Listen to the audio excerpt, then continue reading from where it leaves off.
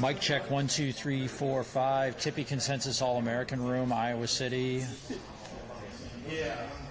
Iowa and Purdue coming up Saturday at 2:30. Peacock. Okay. All right.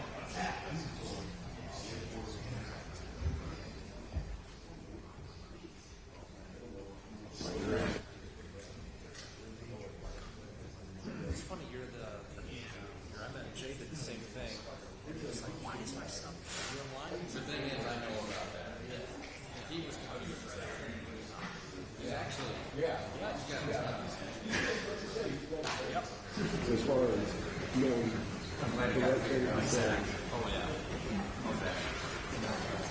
Thank you for being here today. A couple quick announcements before we get to Coach Ferentz. We pushed out a release this morning about Peacock. We'd appreciate it if you help get the word out on how fans can access that game, with it being the first Iowa football game on Peacock. Iowa Women's Basketball Media Day is tomorrow morning, bright and early, 8 o'clock. And the assistant coach tomorrow will be receivers coach Kelton Copeland. So we'll get to Coach Ferentz. Thanks, Matt. Afternoon. I appreciate everybody being here. 8 o'clock, huh? That's early. For a media day? Seems early. I've never heard of that, but that's good. Smart plan. So just talk a little bit about Saturday's game and then look forward to this week's homecoming game against Purdue. First of all, I just want to congratulate both Cooper DeJean and Nick Jackson for their awards, Big Ten Special Teams Player of the Week and Co-Defensive Player. So happy for both those guys. They've done a great job, and just good to see their efforts recognized. And then, obviously it was good to get a win, Big Ten win, and a great atmosphere on Saturday night. So appreciate the fan involvement, especially in the fourth quarter. It was really pretty electric in there, and happy about that. Every win's a good win, and certainly you get a Big Ten win, hard fought. Obviously good. Had to fight for it, and certainly in the second half really had to reach down to get it done, especially considering some of the tough things that we did to ourselves. So made it a little bit tougher, but really credit to our guys and the way they kept fighting. I think, as I said the other night, showed resilience, kept battling, and found a way to be successful. And obvious things right now. Got to do a better job with the ball security, and then drops. That was a big issue the other night. So, and then probably gave up more yards in the run game, yards per carry than we preferred to. So it's like every week you have something to work on, and that's what we're up to right now. So it's kind of where we're at. And then regarding Cade's injury, it is not good, not positive. I was suspicious of that the other night. He's got an ACL injury, so it's going to have to be repaired, and he'll be out for the season. Stay with the team, be supportive, and continue to be a part of our team. But it's just a really tough break, and a really tough break considering the last 2 years for him. He's had more than his share of obstacles and challenges from a health standpoint. You just your heart goes out to guys when they're fighting hard to have a chance to go out and compete and don't have that opportunity due to health challenges. But good news is he should be fine once the recovery's over, and again, just a tough deal for him. So moving forward to Saturday, obviously got a good opponent coming in here with Purdue. Captains will be the same four guys. We've got Joe Evans and Jay Higgins on defense, and then Luke Lachey and Cade McNamara on the offensive side. Injury-wise, talked about Cade. Jazz will not play.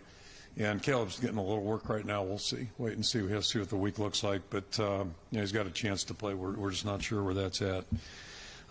Moving to Purdue, they've really been playing well. They've got a brand new staff. I think everybody knows that. Coach Walters came over from Illinois.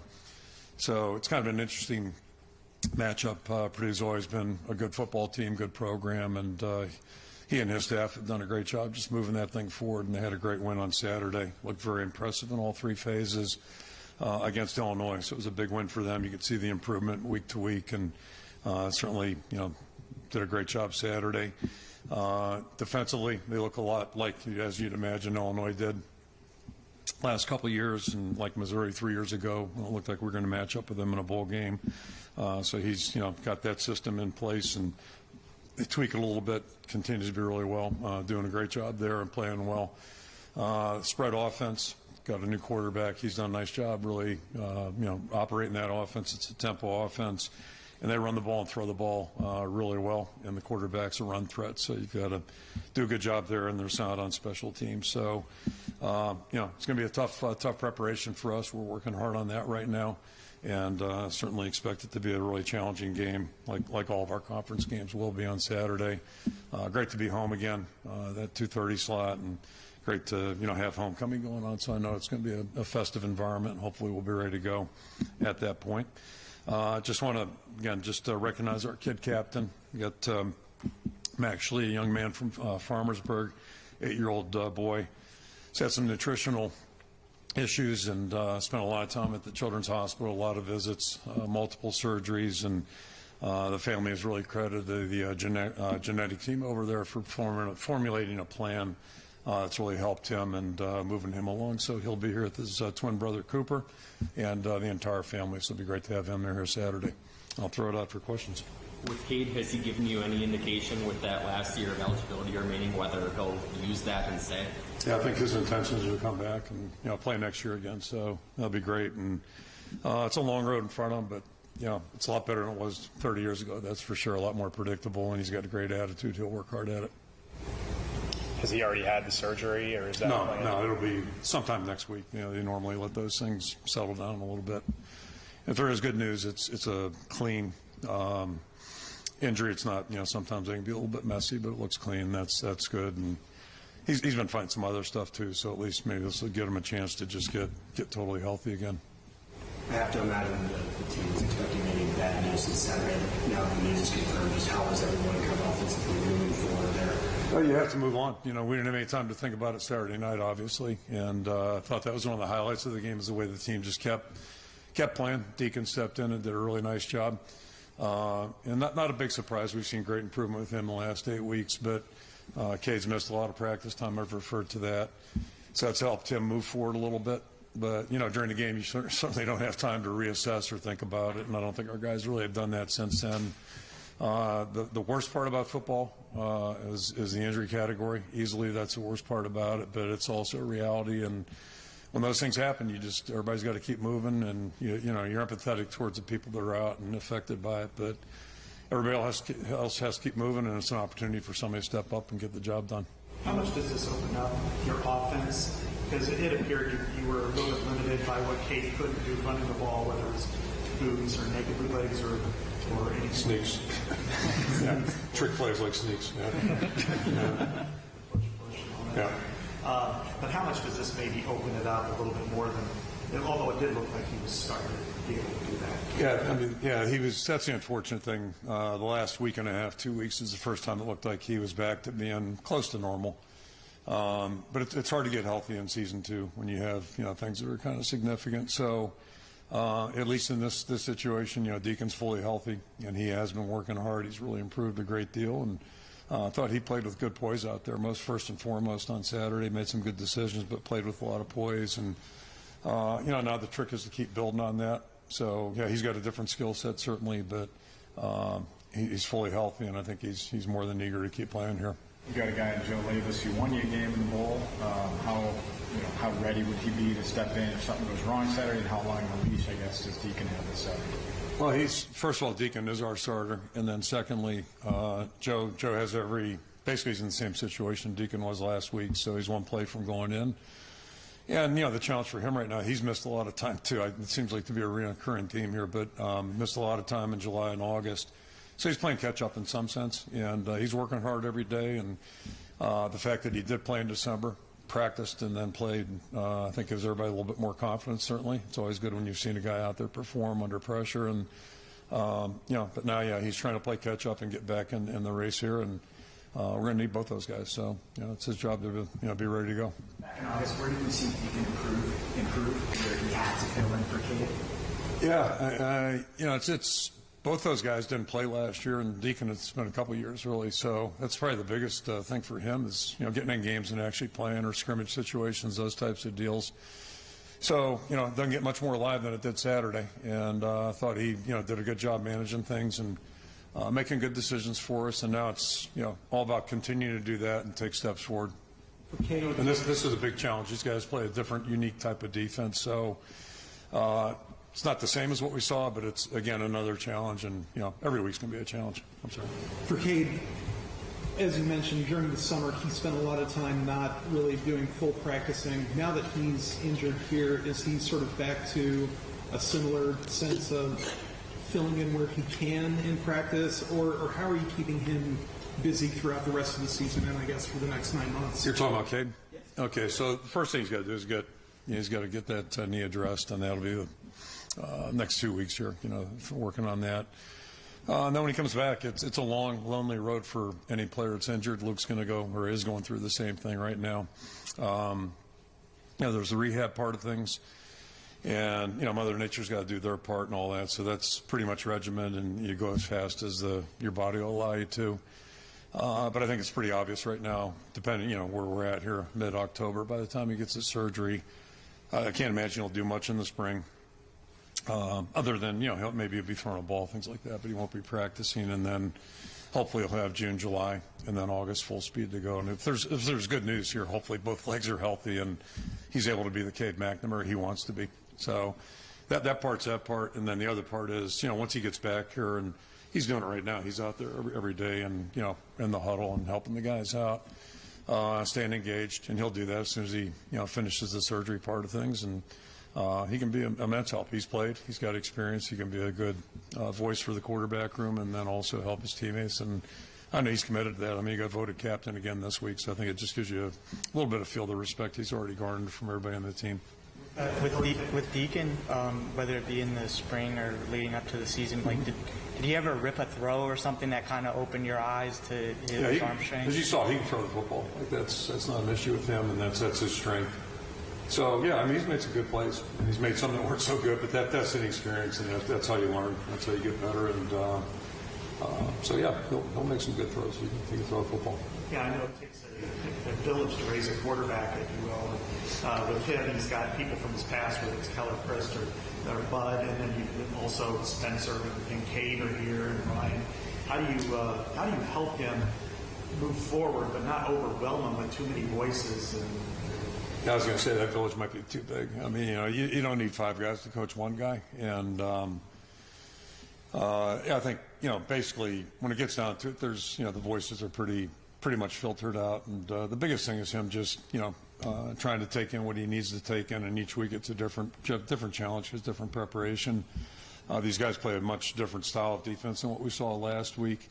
There's always some commonality and parallels, but it's a different flavor. So that's a challenge we're running during the game weeks. But he's done a great job. He's really attentive. He's a smart guy. He works at it. And that's probably the key element for everything. And I think he's hearing the right things. And it's just a matter of every repetition is going to help him, and certainly game reps will help him too now. We talked a lot about that arm strength. We've heard a lot about it. Is there anything else in his skill set that really sticks out to you? Yeah, we don't tackle our quarterbacks in practice, but I'm guessing he'll probably be a challenge to tackle. It's going to take more than just, sticking your hand up there. So at least that's probably a good thing. And, just the mental part of things. He's really, I think he's a lot more comfortable, just with every part of this thing, even calling plays, which sounds pretty simple, but, a lot of people do them off cards and things like that. So it's a little different repertoire for him. How much does there have been many quarterbacks that you've recruited that have a water polo background? No, that's a fair one. Zusevic was a volleyball player, which I think was a first too. So, two areas of uniqueness for anybody. How much does his mobility help the offense and what you guys want to do? Yeah, I mean, it makes it a little bit easier to have more flexibility. And as I said earlier, I think we're getting there with Cade too. So just helps. It helps if your quarterback's not a stationary target back there, and that makes it a challenge. It makes things that are hard seem even harder sometimes. And I went through that in '93 with a veteran quarterback. Unfortunately, it was at the end of his career, and it's tough when a guy can't move back there. It's really hard. It's hard on the guy. It's hard on everybody. It's hard on the guy. Kirk, the first thing everyone said about Cade was he's a great leader. Do you feel Deacon is stepping into that role? How do you feel the guys are responding to that? Yeah, totally different personality. Totally different personality. But I recognized him in the locker room afterwards for, next man in, stepping in and doing a great job and, just keeping us moving forward. And the players were just really responsive. He's very popular with the players. And, again, night and day difference in terms of personality. And that's one of the beautiful things about this sport. He'll do just fine. The guys want to play for him. They respect him, and they're all pulling for him. When you look at Purdue, they look different than Illinois did last year, but they're very, very aggressive. 17 sacks. They seem to be a five-man line, even though they're like a 3-3-5 officially or 3-4. No, you're right the first time, the five-man line. Yeah. And the way they come, very, very aggressive. What kind of challenges and pressure does that put on your offensive line? It's kind of had it's growing pains. Yeah, no, it puts pressure on everybody. They've been very successful. I'm again talking about Coach Walters going back to Missouri. We got our first really good look at things that year, 2020, and the last 2 years at Illinois, and it's the same defense basically, but yeah, they're always tweaking, innovating, doing some things, and sometimes it'll be those five guys rushing, other times it'll be three. So they mix it up. They do various coverages. So there's a lot of moving parts, and it's a challenge for everybody really, to move the ball. We're going to have to really be clear on what we're doing, and then they force you basically to block every guy up there for the five-man rush basically. So it's five guys blocking five, and either they're moving a couple guys, working them in combination to get somebody open, or just one-on-one blocking. So it's a challenge every play. It's like, however many plays, 60 plays of just you got that guy, this guy and that guy, and they kind of do the same thing in the back end a lot too. What's the status of DeJean and Connor Colby this week, and maybe Bo Stevens all kind of in that? Yeah, Bo's back in there. The other two guys are a little bit dinged up right now. We'll see how it goes, but take it day by day here, and hopefully all of them are ready. What's missing in the run game, do you feel like, as a line coach? Yeah, I mean, it's a complex equation. Offense is more complex than just saying this, and this. But the fourth quarter the other day, at least we looked like we were back kind of going to the way we need to go. And, a lot of variables involved. It's certainly going to help us. This is a tough team to run the football against because of their front and the way they're designed. But we're going to have to find a way. And we're going to have to be patient, too, because there's a lot of ugly plays when you play a team like this, and then hopefully you can, find a crack or a crease and pop one through there. But it's not like you're just going to run the ball 5 yards, 5 yards, 5 yards. That's not realistic. What stood out to you about Jamari over these last 3 weeks? Jamari? Yeah. He's just back, first of all, he's back on the field, and that's a positive. It's great to have a senior, a guy who's a leader on the field.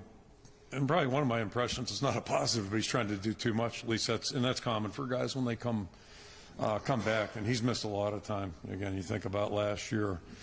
So, I think he was too anxious, maybe pressing a little bit, and I might be able to say the same thing about Cooper a little bit earlier in the season. And my experience is, at least when you start to press or try to force things, usually it doesn't work. You just got to play the game, and then eventually plays will come to you, or then they won't. But most important thing is take care of your spot, your position, do it as best you can. You guys have obviously dealt with a lot of injuries on the offensive side of the ball. Kind of a two-part question. Do you feel like you have enough firepower to kind of get back on the right track, and if so, why? We'll find out. Yeah, I mean, I don't know. I'm not that smart. We'll find out, but we have to be optimistic. I tend to run that way. But yeah, I mean, we don't look the same as we did on August 1st right now. Some of that will get better. Some of it's not, not going to change. So it really doesn't matter what the circumstances are. We just got to find a way to be productive and make this team be successful. And right now it's just about this week, and then we'll worry about next week. But yeah, again, a positive is, we never knew, none of us knew what Deacon was going to do when he got in the game in a critical situation. He did a really nice job. So build on that, and then any of the other issues, same thing. And the guys that will come back, or at least have a chance to come back, that should make us a stronger team as we go. That's it's kind of the beauty of football. Every season, beauty or agony. Every season, you just don't know how things are going to transpire. And a big part of it is how do you react to the circumstances that are available or in front of you. What are you going to do? And so that's I think the best thing that happened Saturday night. We found a way to win the game, and now we got to turn the page and try to do it again this week. Nick Jackson, just very interesting player. Just coming, in June, his journey has been interesting. It looks like he's more comfortable each and every week. I think he's had 4 different defensive coordinators. Can you just put in words how difficult that is to be that productive when the personnel switches so much amongst coaching, then getting here in June and seems to be quickly picking up what you guys are trying to accomplish? I've never been a big advocate for change. Just change. I think at some point you've got to figure out what you are, who you are, and then try to stay on that path. But you got to make adjustments. That's not the point I'm trying to make. But it is hard on players for a couple of reasons. Learning systems is difficult, and then learning personalities. There's a lot more goes into it than just learning what the plays are. But you're working with people, so coaches to players, players to coaches, and. I just know this. I've had 3 boys play college football. I'd rather have them in a stable environment than an unstable environment. If the world was perfect, because it does help. And he's been playing catch up. But the good news is, when he got here, he's a 22-year-old or 21-year-old, 23, whatever he is, very mature, very intelligent, and football savvy too. He's a football savvy guy. He's played 4 more years than a high school player. So. There's a challenge there, but he's also equipped better to handle that challenge, if that makes sense. And with each week, you see him, having, I think, he's more confident, more decisive in his actions, and that's always a good thing. But that's one of the challenges with new players in general. But at least he had that experience, in his case, too much experience probably, too much exposure. Kirk, I know this might not be your area of expertise, but you have 2. Probably not. All right. 2 non-contact injuries for Cade, one in August, one. Do you have any concerns about maybe the playing surface on the turf versus grass? I'm not sure if you know anything about that one way or the other, but just any thoughts on that? I'm totally a novice in that regard, but I would say I think that's probably an overstated. I know it's probably a little bit more of a big discussion item with the NFL world, but I have not looked at that and all that. I can just tell you from experience, I'm old enough to where, it was AstroTurf every day out there in the 80s, and I'm talking about the old AstroTurf, which is kind of like this carpet right here, and about the hardness of that. So, I've seen it all. It's the same way at Pitt in 1980, every day in Pitt Stadium on old AstroTurf. And somehow we had a pretty good team, and not many guys got hurt that year. So I don't know the answer to that, but I think sometimes that stuff gets overplayed, and in some cases, and this is particularly true, it seems like the last, 10 years, it's unofficial, maybe 20. A lot less. In the old days, it was knee injuries because guys fell on guys. Now it's a lot of times it's just, making a cut or a planting, that type of thing. So it's hard to predict or quantify what causes injuries. Really, if you do stupid stuff, I think we all get that, but sometimes it just happens. Some of those, with some of those issues up front, is there any sort of growing likelihood that we see DeJean Parker this year, or what's the status of him? And what issues exactly are you talking about? Pass pro issues, running the ball, just not putting up numbers that you probably would like to see. Yeah, overall, I thought our pass pro did improve last week. Thought that was better. DeJean's kind of the same category we're talking about the other guys. Like right now, he's working hard to get back. He's missed a ton of time too. I think I've covered that. Starting with spring ball.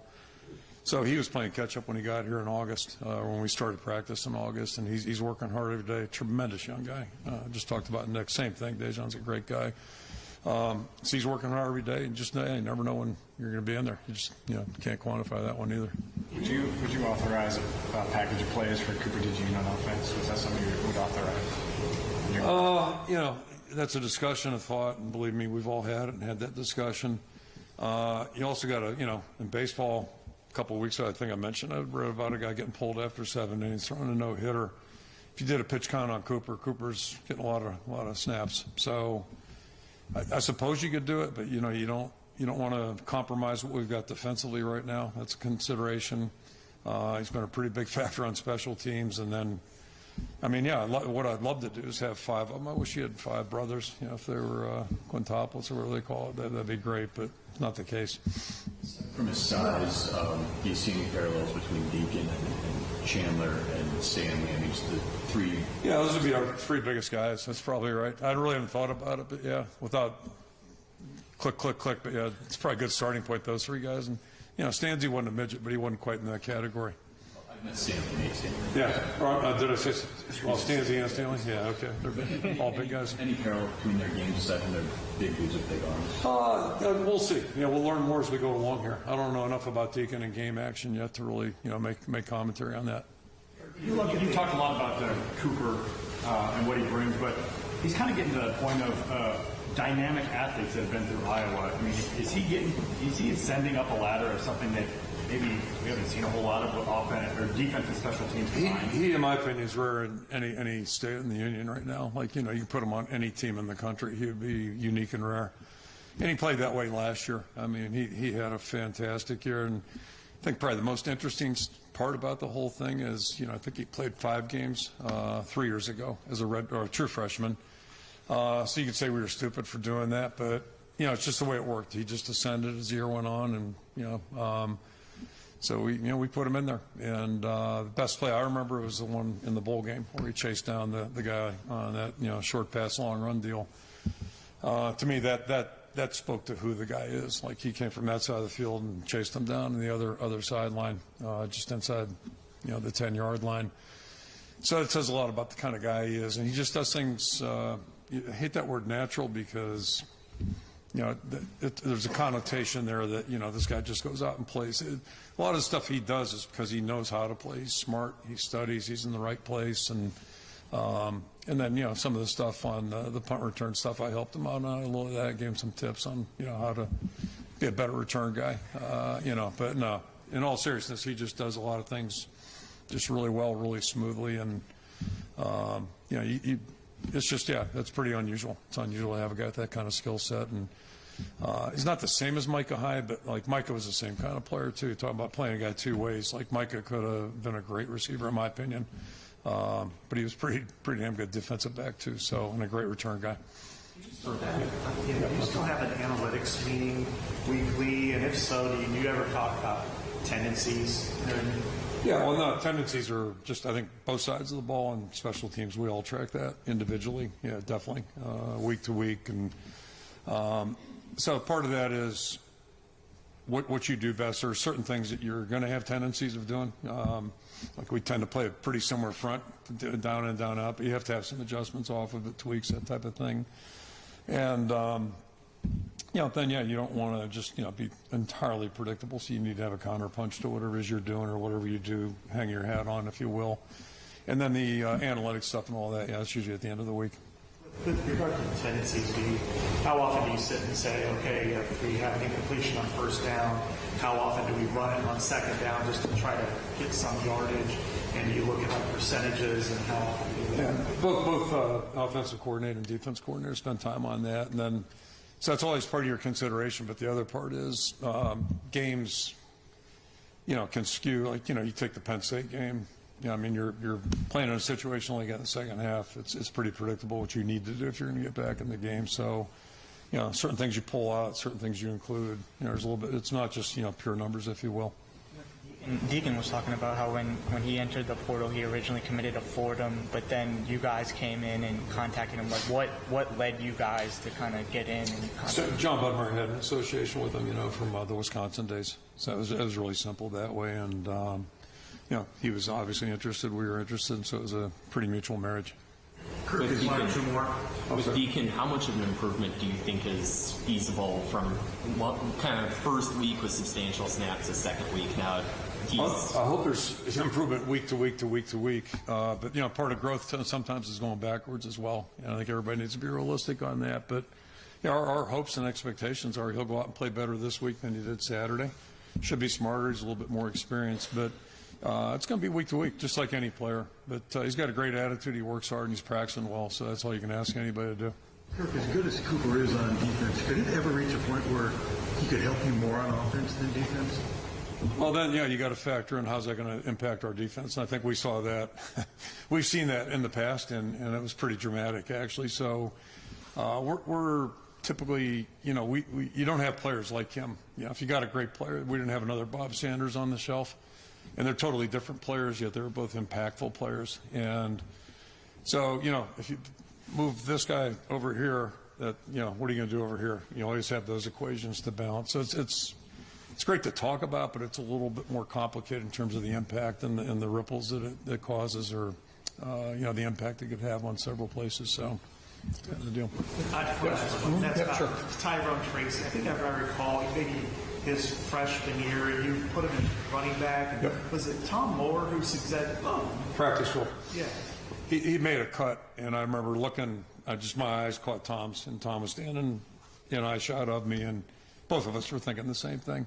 So it was just, yeah, you got a good memory. That's a good one. Yeah. I had that same thought watching him on film here. He's doing a really nice job, playing very well. So anyway, okay, thank you. Thanks, Kirk.